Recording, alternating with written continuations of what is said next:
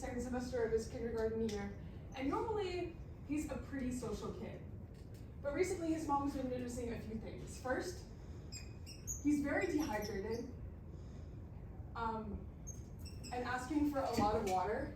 And because of that, he has polyuria, which is like, he pees a lot. He also has a lot of mood swings and just overall is not acting like himself at all. And he also has a lot of sick behavior. So with this, as a mom, she takes him to the hospital. There they do a quick acting finger prick, where normally a regular person would be between maybe 80 and 120, and he has a blood sugar of 600. And they also do an A1C, which is a average blood sugar over 2 months. And while normally it's about 5.5, his ends up being 9. So we know because of this, we can assume that he has type 1 diabetes.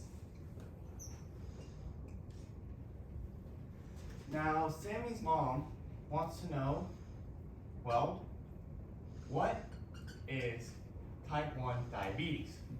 So she asks the doctor. And he shows her this diagram of a liver and a pancreas.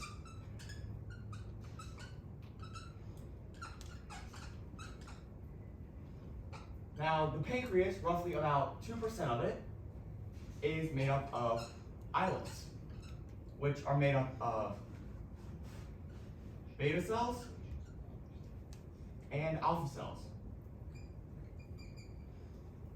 Now, when the liver turns carbs into glucose, this glucose enters the bloodstream. Now, the pancreas is going to read these glucose levels. Now, if these glucose levels are high, the beta cells are going to produce insulin. This is going to turn the glucose into glycogen, which is essentially a stored energy. Now let's say these glucose levels are low instead. This is going to activate the alpha cells, which are going to produce a hormone glucagon.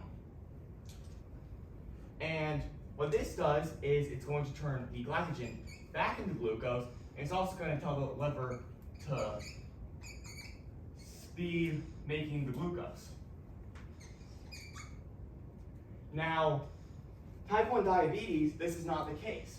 It should be known that this is not actually Sammy's fault. This is caused by a set of genes known as the HLA-DR genes.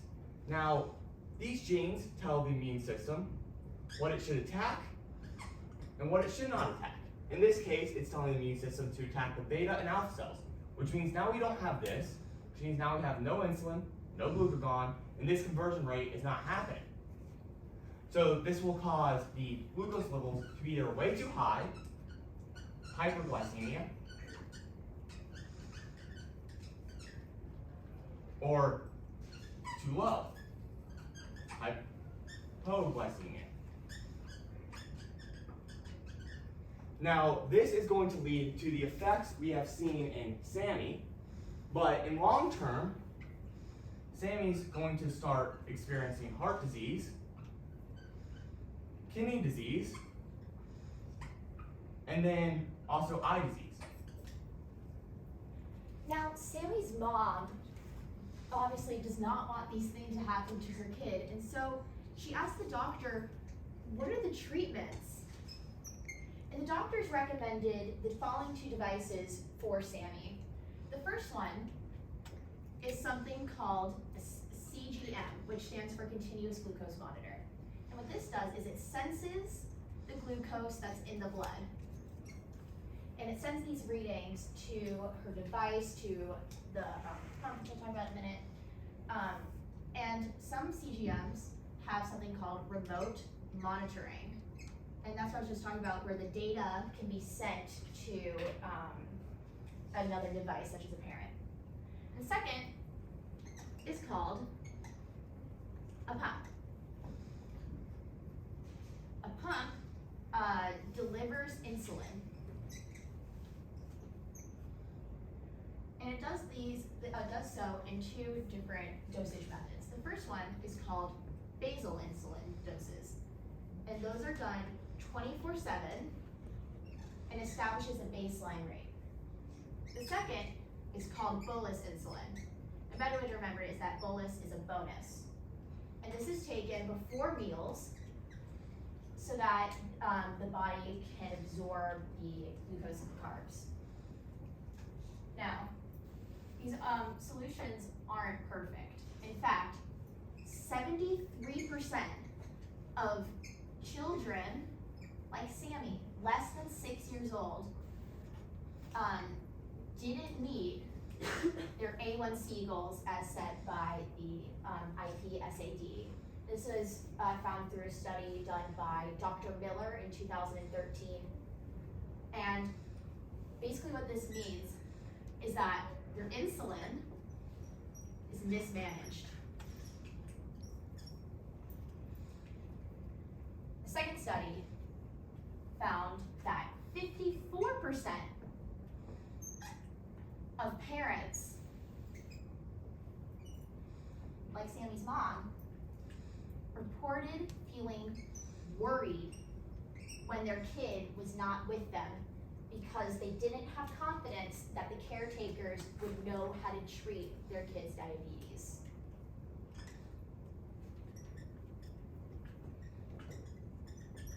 So what can we do about this? That's where we come in. So before we can jump to any conclusions about our solution, we have to narrow down our focus into one problem.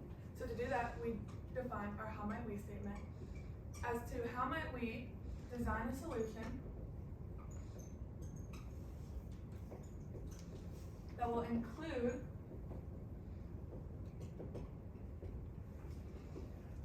all caregivers of pediatric patients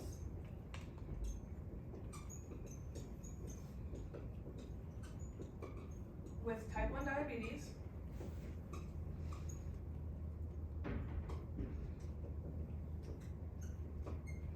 in the bolus administration process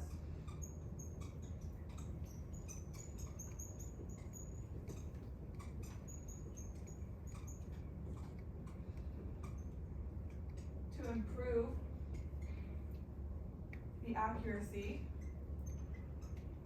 of insulin delivery.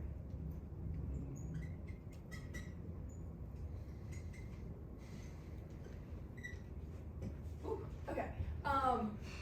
So the keywords in this statement are including the caregivers and improving the accuracy of insulin delivery.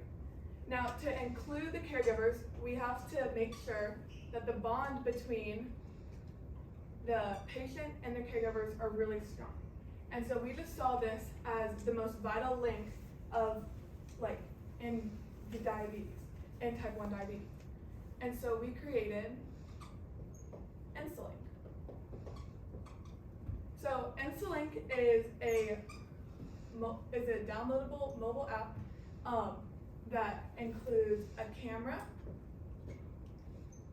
an AI, communication features, and a calculator, a special kind of calculator. And so let's say that Sammy's at school.